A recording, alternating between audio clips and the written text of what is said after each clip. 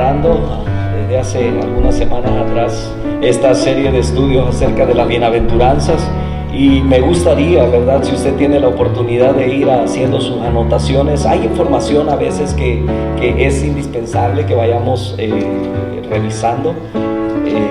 Así es que vamos con las bienaventuranzas. Voy a pedirle que busquen sus Biblias, Mateo capítulo 5.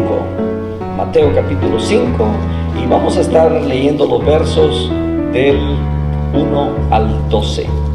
Mateo capítulo 5, versos 1 al 12. Y cuando lo tenga, ¿verdad?, lo voy a invitar a que, puestos de pie, leamos esta hermosa escritura de la palabra de Dios, las bienaventuranzas.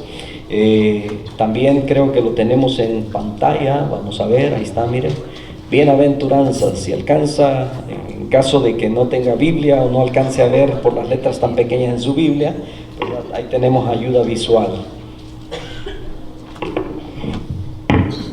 Dice la bendita palabra del Señor así, si ya está ahí.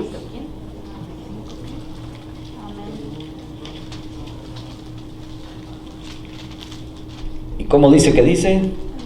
Y dice: viendo la multitud, si gusta leer conmigo, subió al monte, y sentándose vinieron a él sus discípulos, y abriendo su boca les enseñaba diciendo: bienaventurados los pobres en espíritu, porque de ellos es el reino de los cielos. Bienaventurados los que lloran, porque ellos recibirán consolación. Bienaventurados los mansos, porque ellos recibirán la tierra por heredad. Bienaventurados los que tienen hambre y sed de justicia, porque ellos serán saciados. Bienaventurados los misericordiosos, porque ellos alcanzarán misericordia.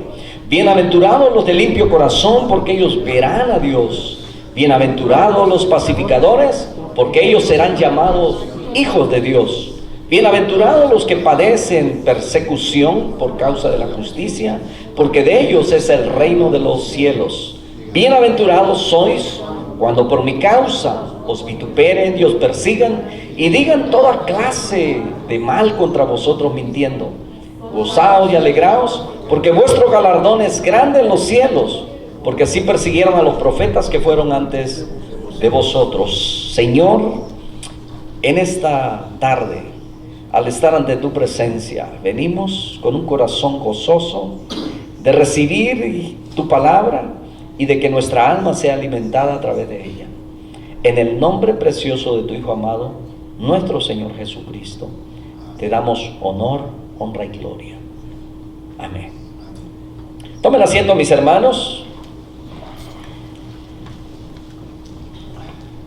Capítulos 5, 6 y 7 de Mateo se conocen como el Sermón del Monte o el Sermón de la Montaña. Y desde el capítulo 5 el Señor tocó una variedad de temas, ¿verdad?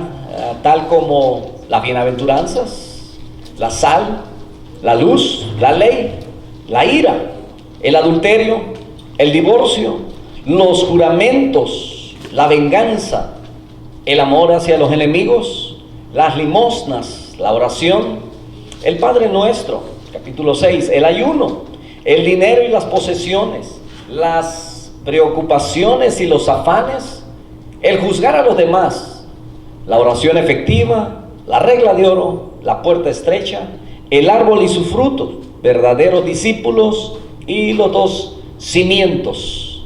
Todos esos temas los encontramos en ese famoso Sermón del Monte. Se cree que le tomó al Señor Jesús 12 minutos con 30 segundos dar todas estas enseñanzas. Interesante. Eso es lo que dicen, ¿verdad?, los exégetas, los grandes conocedores de la palabra. Han sacado deducciones de más o menos cuánto le llevó al Señor Jesucristo a hablar acerca de toda esta lista, ¿verdad?, de temas que les acabo de poner ahí.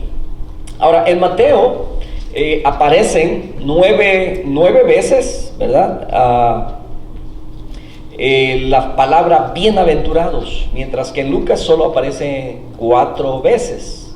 En Mateo aparecen 32 veces la palabra o la frase el reino de los cielos. Mateo siempre usa esto: el reino de los cielos se ha acercado, el reino de los cielos es semejante a esto, el reino, si no os hacéis como niños, no podéis entrar en el reino de los cielos, etc. Entonces, de ahí que, como algunos dicen, que el Señor Jesucristo pudo haber durado un promedio de 12.30 segundos, todas estas enseñanzas. Algunos han considerado, algunos teólogos, que un sermón debería durar más o menos eso, 12 minutos y medio, ¿verdad? 15 minutos cuando mucho, ¿se imagina? Interesante, ¿no? Así nadie se dormiría, no se alcanzaría a dormir y saldríamos contentos, ¿verdad? Gozosos. Y bueno, dicen que la disertación de Martin Luther King también duró como 17 minutos con 29 segundos, ¿verdad? Le contaron el tiempo.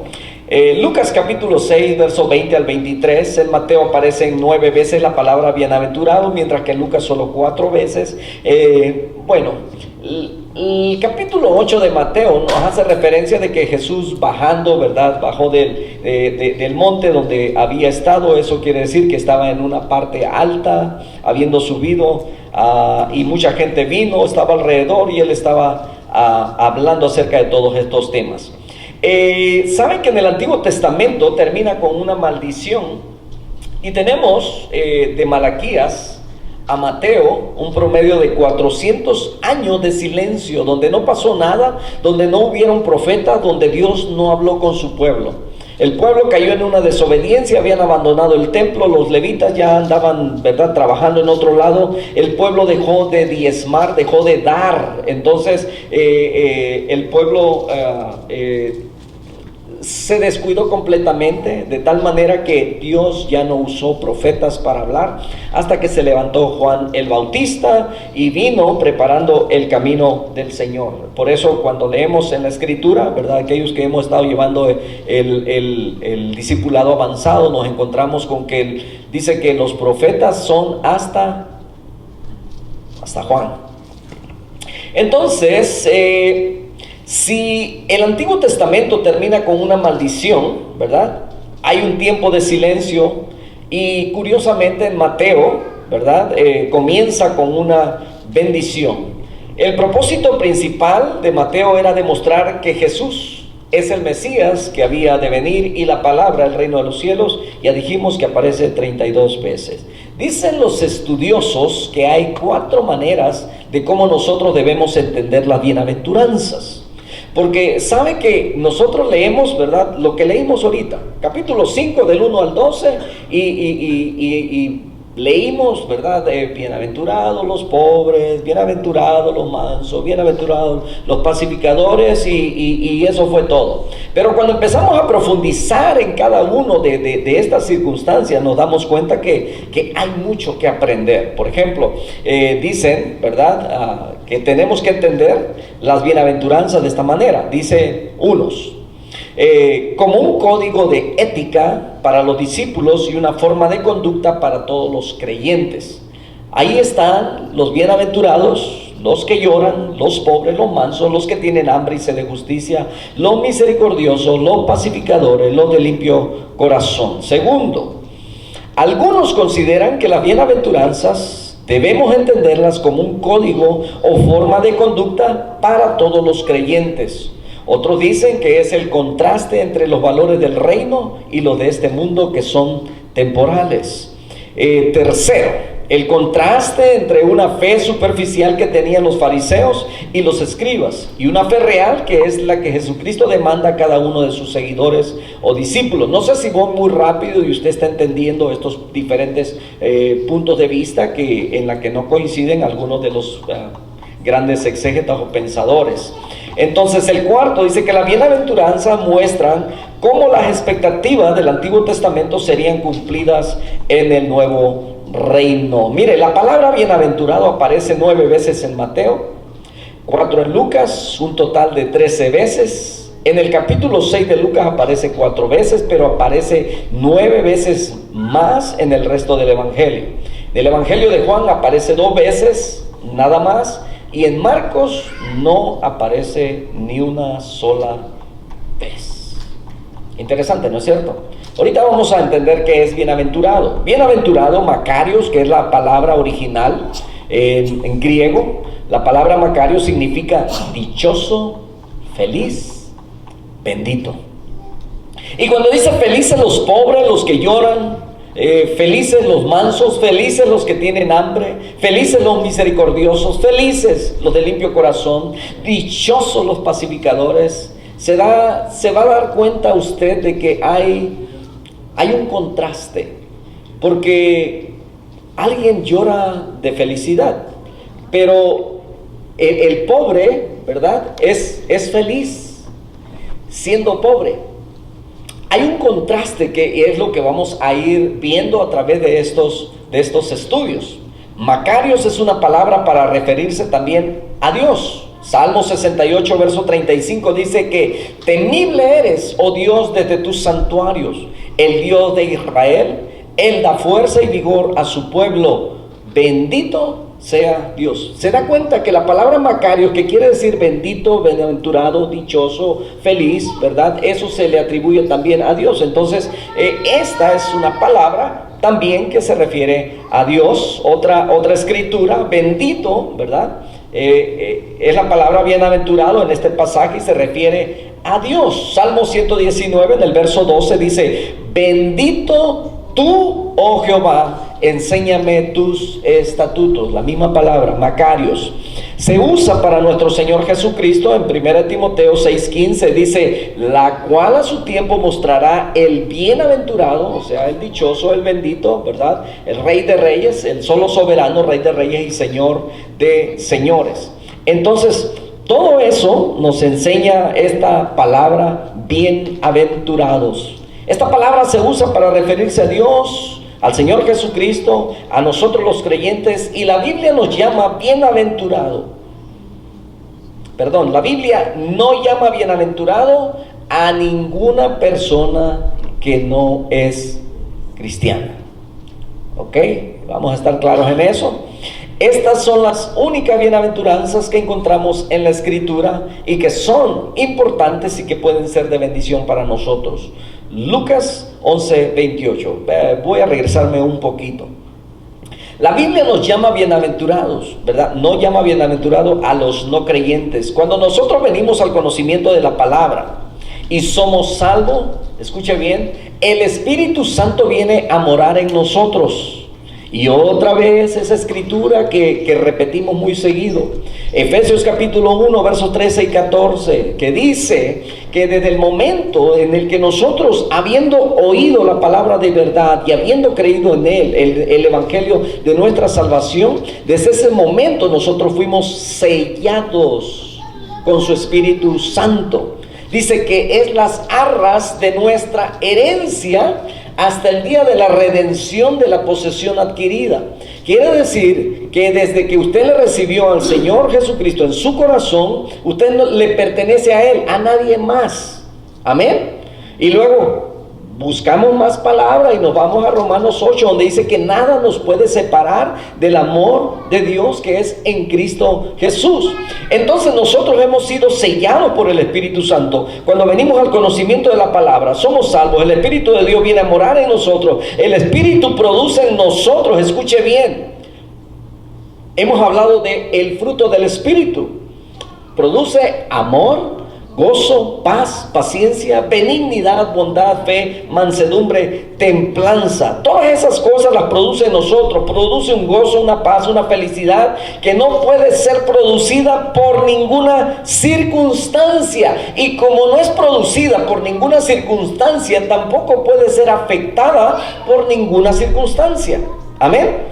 Entonces, el gozo y la paz que Dios pone en nuestro corazón no lo produce absolutamente nada. Por ejemplo, ¿verdad? En un momento dado, y yo no sé a cuánto le ha pasado, ¿verdad? Pero le dicen a la esposa: ay, te amo, tú me produces ese gozo, ¿verdad? Pero a la misma vez que le produce esa felicidad, esa dicha, al rato también lo está queriendo matar o lo está queriendo golpear porque, ¿verdad?, salieron mal. Entonces, lo que la palabra de Dios nos dice es que esa felicidad que Dios nos da no es afectada por la circunstancia. Todo lo que nos rodea, ¿verdad? Y tristemente nosotros estamos tan apegados a las cosas del mundo. Entonces las circunstancias ni la producen ni la afectan. Y es así como que podemos entender que el apóstol Pablo estaba metido, escuche bien, en un calabozo después de haber sido golpeado con Silas por causa del evangelio del Señor Jesucristo. Y dice que están metidos, encarcelados, encadenados, y luego están hasta el fondo. ¿Y sabe qué estaban haciendo? No estaban quejando por lo que les había pasado. Ellos estaban gozosos. Dice que se tenían por dignos de sufrir por causa del evangelio de nuestro Señor Jesucristo. Y luego dice que estaban orando, y también dice que estaban cantando. Y cuando estaban cantando, los presos podían oírlo, de tal manera que dice que hubo un terremoto, se sacudió aquel lugar, las cadenas se cayeron y ellos quedaron libres. El carcelero quiso quitarse la vida porque pensando que los presos se le habían ido. Entonces ellos estaban cantando himnos, haciendo oración, de tal manera que los presos los oían, porque esa es la paz que produce Cristo Jesús en nuestro corazón. Amén. Entonces usted se va a dar cuenta de que, mire, mucha gente sufre por las circunstancias. Corren del trabajo a alguien y está padeciendo porque, híjole, ¿y ahora cómo le voy a hacer? Y deja de comer y duerme poco porque está pensando. Y más cuando ya fueron 25 años de trabajo en esa compañía y le dicen no, y ¿verdad? Y ya se siente uno viejo para empezar de nuevo y dice, ¿quién me va a dar trabajo ya con esta edad? Y la circunstancia empiezan a traerle esa tristeza. Pero sabe, en Cristo Jesús, cuando nos sucede eso, decimos, bueno, el Señor le plació que se cerrara una puerta, pero es porque va a abrir una mejor. Amén. Pero esa es la confianza. Mucha gente sufre porque el doctor le dijo, mira, tienes esta enfermedad y es posible que solamente te quede cierto tiempo. Pero sabe, los que estamos en Cristo sabemos que nuestra morada es allá, ¿verdad? Si yo le pregunto, mire, ¿dónde está mejor? De acuerdo a lo que la palabra de Dios nos enseña, ¿dónde está mejor? ¿En el cielo o aquí en la tierra? Cielo. Ahora, ¿cuántos se quieren ir ahorita? Amén. ¿Verdad? Sabemos, entendemos, estamos seguros que en el cielo está mejor, de acuerdo a lo que la palabra nos enseña, pero ninguno está preparado para irse ya. No queremos, nos enfermamos un poquito y corremos con el doctor, ¿cierto?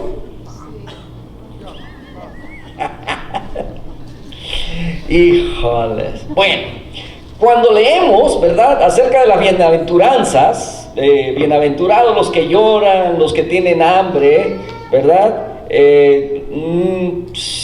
Como que no tiene ningún sentido, porque ¿quién es feliz teniendo hambre?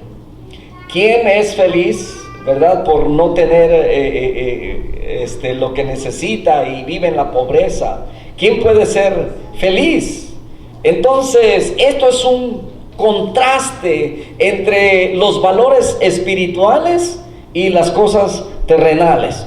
Entonces, hablando de una felicidad mundana o pasajera, estamos hablando de un contentamiento interno que lo tenemos en lo profundo de nuestro corazón, que nada ni nadie nos los puede quitar.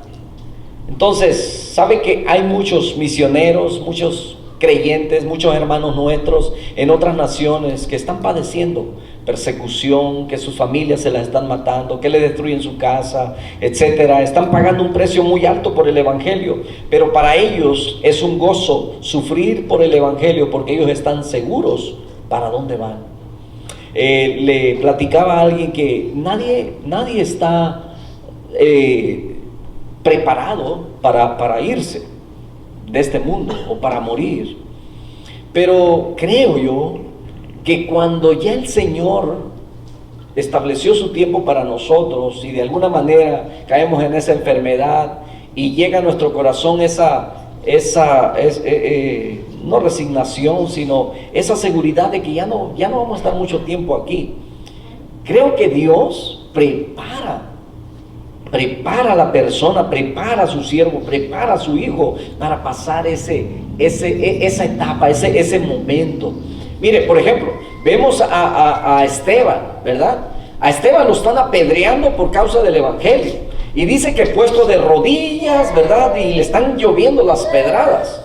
Lo mataban a pedradas. Y entonces, mientras él está de rodillas, dice que levanta sus ojos al cielo y mira a Jesús, dice, sentado a la diestra del Padre. Y dice, aquí veo los cielos abiertos. Y tiene el valor para decir, Señor, no les tomes en cuenta este pecado.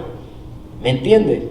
Y no dice la Escritura que se quejaba, lloraba o decía por qué, o verdad, nada.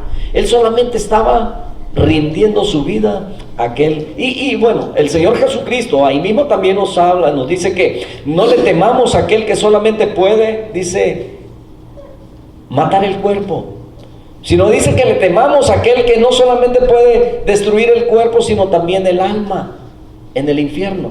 Entonces, está hablando del temor que debemos de tenerle a Dios. Entonces, aquellos que están seguros para dónde van, pasan dificultades, ¿sabe? Porque el mismo Señor Jesucristo nos advirtió que pasaríamos por todo esto. En el mundo, dijo, tendréis aflicción, pero confiad.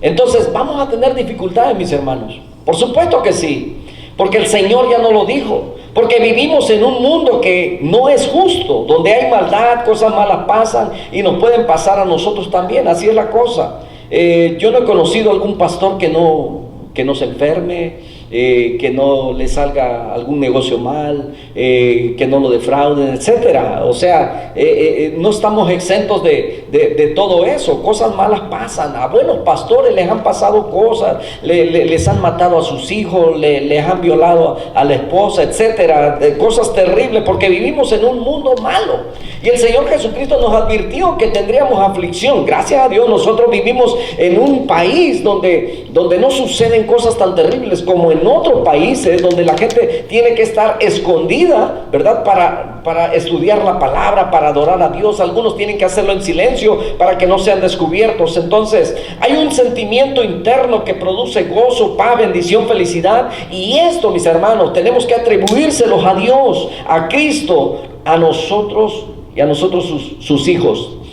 Les he platicado este cuadro, esta pintura, esta figura de un hombre, ¿verdad? Que era poderoso, y entonces él quiere tener un cuadro que proyecte paz.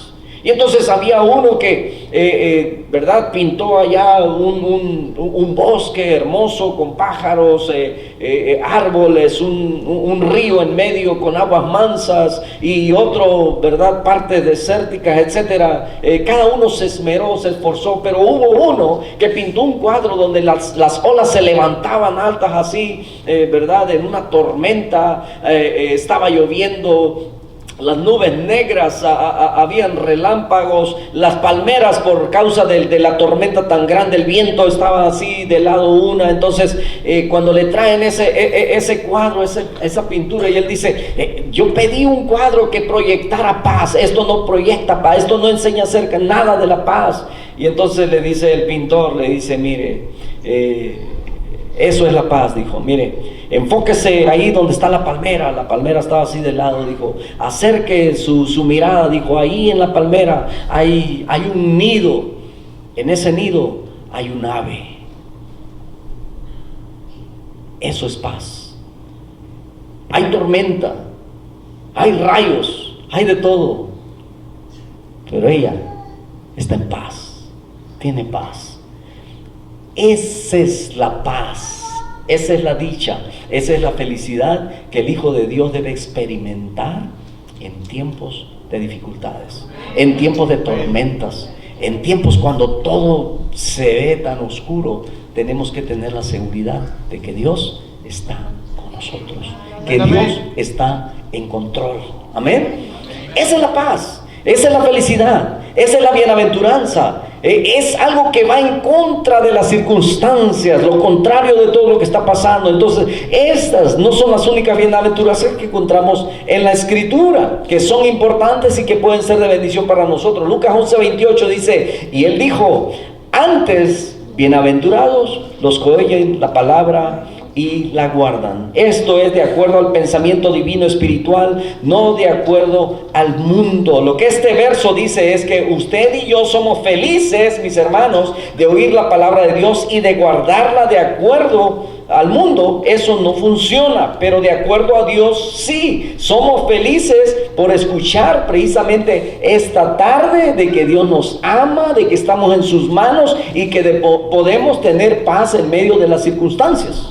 Amén. Entonces, por eso somos bienaventurados, porque oímos su palabra, y al oír su palabra nosotros sentimos confianza.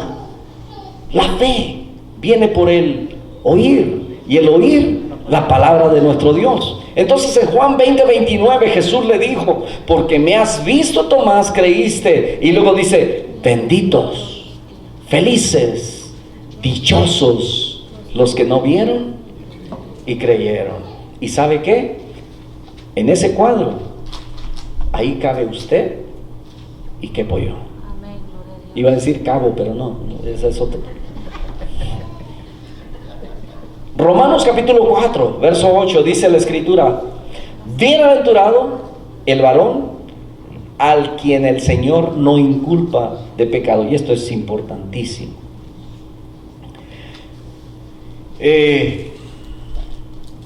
Nosotros, mis hermanos, no nos dejamos llevar, ¿verdad?, por lo que dicen otros, por lo que dice la internet, televisión, noticias, filósofos, pensadores, científicos, quien quiera que sea, ¿verdad? Nosotros nos guiamos por lo que la palabra de Dios nos dice, lo que nos enseña. Entonces, en el tiempo de nuestro Señor Jesucristo, ¿qué cosas no le dijeron al Señor?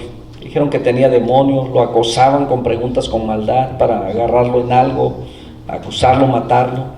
Pero el Señor dijo que seríamos vituperados, o sea que seríamos perseguidos, iban a decir mentiras contra nosotros, se iban a burlar de nosotros, que dirían cosas de nosotros mintiendo, pero que nosotros estuviéramos felices, dichosos, contentos, con gozo y alegría, porque nuestro galardón dice que es grande. Y Romanos 4:8 cuando dice, bienaventurado el varón a quien el Señor no inculpa de pecado. Y esto, mis hermanos, guárdelo en su corazón, porque este verso es poderosísimo. Qué bendición, qué feliz de que nuestros pecados han sido perdonados, que se borró el récord que teníamos, que somos limpios, que no tenemos que morir, que no tenemos que pagar. Bienaventurado, dichoso, feliz el varón a quien el Señor no inculpa de pecado. Déjeme decirle una cosa, por el simple hecho de que usted tenía una deuda con la ley, por lo que haya sido,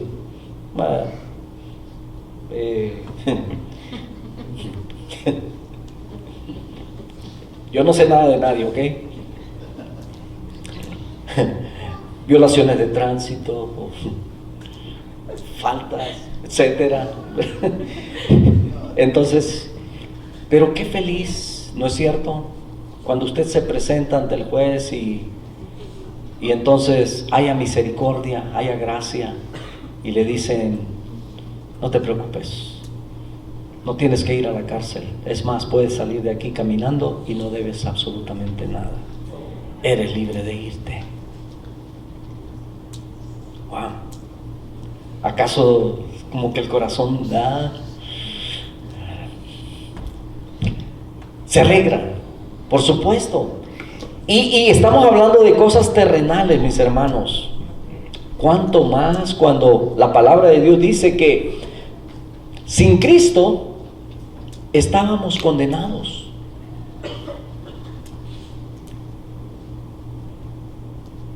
Por eso Romanos capítulo 8 verso 1 dice que ahora pues no hay ninguna condenación. ¿Para quiénes? Para los que están en Cristo Jesús. para los que no andan conforme a la carne, o sea, a las circunstancias, a lo material, a las cosas de este mundo, sino, dice, a los que andan conforme al Espíritu. Amén. Entonces, ¿dónde vamos? Romanos 4:8. Hemos sido perdonados, somos limpios, ya no tenemos culpa. Con un solo pecado, mis hermanos, nosotros no pudiéramos entrar al cielo. Cualquier pecado que haya sido, algunos nos avergonzamos de los pecados que hemos cometido, ¿verdad? No se los comentamos a nadie, ni se los platicamos. Sin embargo, el Señor nos perdonó y nos dice dichosos, nos dice benditos, nos dice felices, nos dice bienaventurados, porque tus pecados han sido cubiertos, ya no tienes deuda para con Dios. Si tú ya te arrepentiste, si tú ya le pediste perdón a Dios, si tú ya reconociste a Jesucristo como el Señor de tu vida, tú ya no tienes cuentas, tu récord ya fue borrado. Y eso, mis hermanos, es lo que nos hace sentir felices. ¿Cómo se siente usted cuando por fin se libera de una carga? Cuando por fin se libera de estar pagando un carro por 6 años y, ay, ¿cómo le voy a hacer, verdad? Pero cuando por fin ya le dicen, este es tu último pago, aquí está tu papel, ¿verdad? Tu carro ya es tuyo y se acabó tu deuda. Yo no sé cuántos han pagado su casa y dicen, wow, gloria a Dios, ya no tengo que estar pagando 1,500 mensuales, ¿verdad? O sea, vivir sin deudas. Estamos en paz con Dios. Amén. Entonces, eso es lo que la palabra de Dios nos enseña. Somos perdonados, no tenemos ya de qué preocuparnos porque ya nos perdonó. Tampoco se preocupe por la gente que anda diciendo o señalando, pensando en los errores que hemos cometido, porque ¿quién es el que murió por nosotros? ¿Quién es el que resucitó? Entonces, si Él murió y resucitó, entonces es Jesucristo a quien le debemos obediencia, no a la gente. Y la gente siempre va a hablar. Si Dios me perdonó, ¿qué puede hacer el hombre? Y si Dios le perdonó a él, ¿qué yo puedo hacer? ¿Verdad? O sea, perdonar, porque hemos sido perdonados. Así como yo no merecía, pero necesitaba esa gracia. Yo no sé cuántos leyeron, ¿verdad? Hay una publicación en Facebook. No merecemos su gracia, no merecemos su perdón, pero lo necesitamos, somos necesitados de Él. Entonces, de la misma manera como hemos sido perdonados por Él, debemos perdonar. Hay quienes también dicen que si te está yendo mal es porque estás en pecado, que si confesamos nuestros pecados, dice 1 Juan 1:9, dice que Él es fiel y justo para perdonarnos y limpiarnos de toda maldad. Dios no piensa como piensa el mundo. Mire, a una persona que ha sido mala, asesina, violador, etcétera, y usted lo tiene enfrente y usted dice, no, este no tiene perdón ni de nadie, ¿verdad? Sin embargo, él ha pecado y nosotros quizás no hemos llegado al punto de esa persona, pero hemos pecado también. Y ese pecado es lo que nos separa de Dios. Y entonces dice usted, pero ¿cómo Dios puede perdonar a esta persona? Sí. Mira lo que dice Ezequiel capítulo 3, se lo dejo de tarea. Capítulo 3 de Ezequiel. Dice la palabra que dice, si tú le dijeres al impío, ¿verdad? Si tú vieres al impío, ¿verdad? Haciendo mal y no le dices nada y este se muere, dice que la sangre de ese se te va a demandar de tu mano. Y así, ¿verdad? Sigue explicando. Y también ahí dice que el hombre que fue justo toda su vida, pero al final le dio la espalda a Dios, ese hombre va a morir en su pecado. Y sus justicias que hizo antes no se le tomarán en cuenta. Pero alguien que fue pecador toda su vida y al último día de su vida se arrepiente y es perdonado. Y usted dice, wow, o sea, ¿cómo? En la justicia nuestra no la entendemos. Por eso el Señor dice, porque mis pensamientos no son como vuestros pensamientos, ni tus caminos como mis caminos.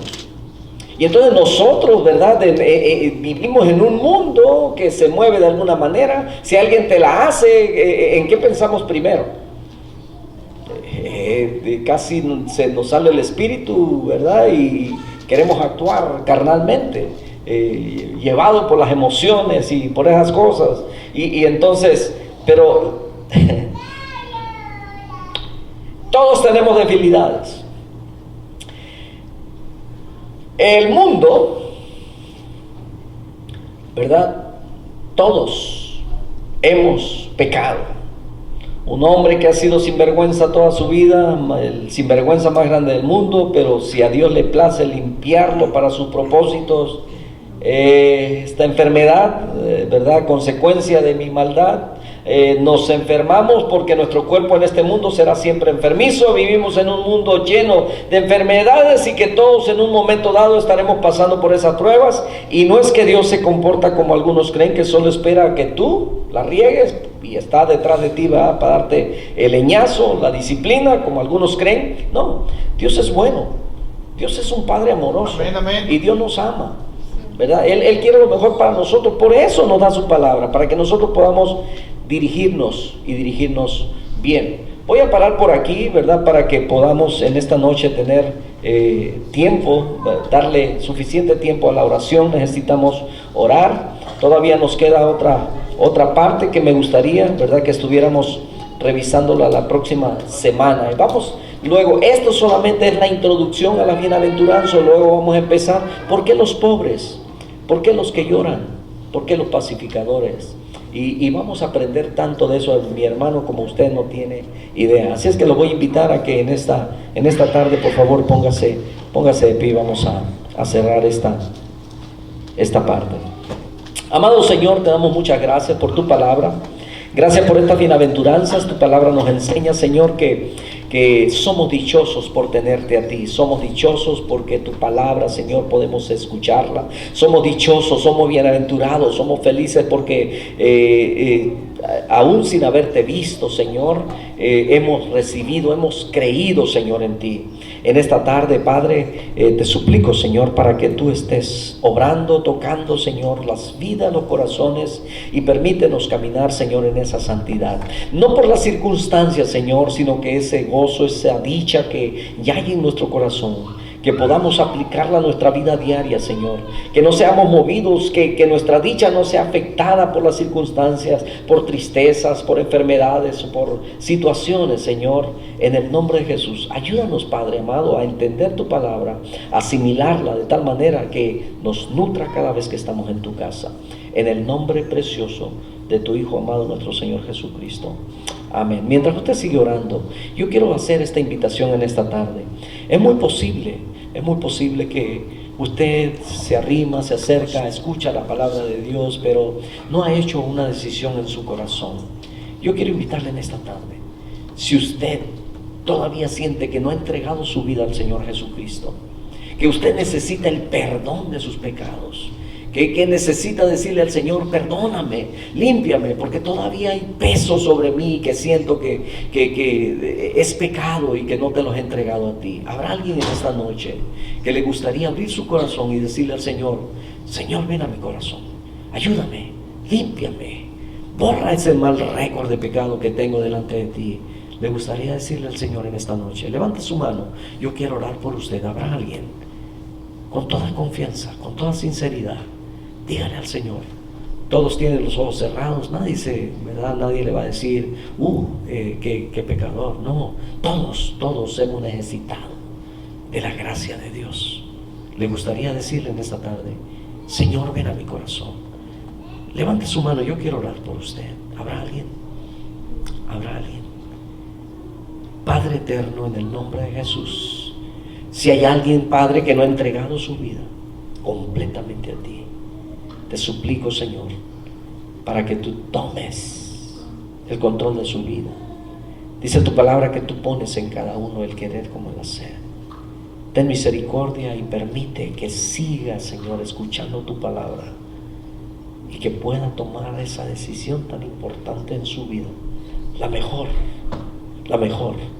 la más excelente de recibirte a ti, Señor Jesús, como el Señor de su vida.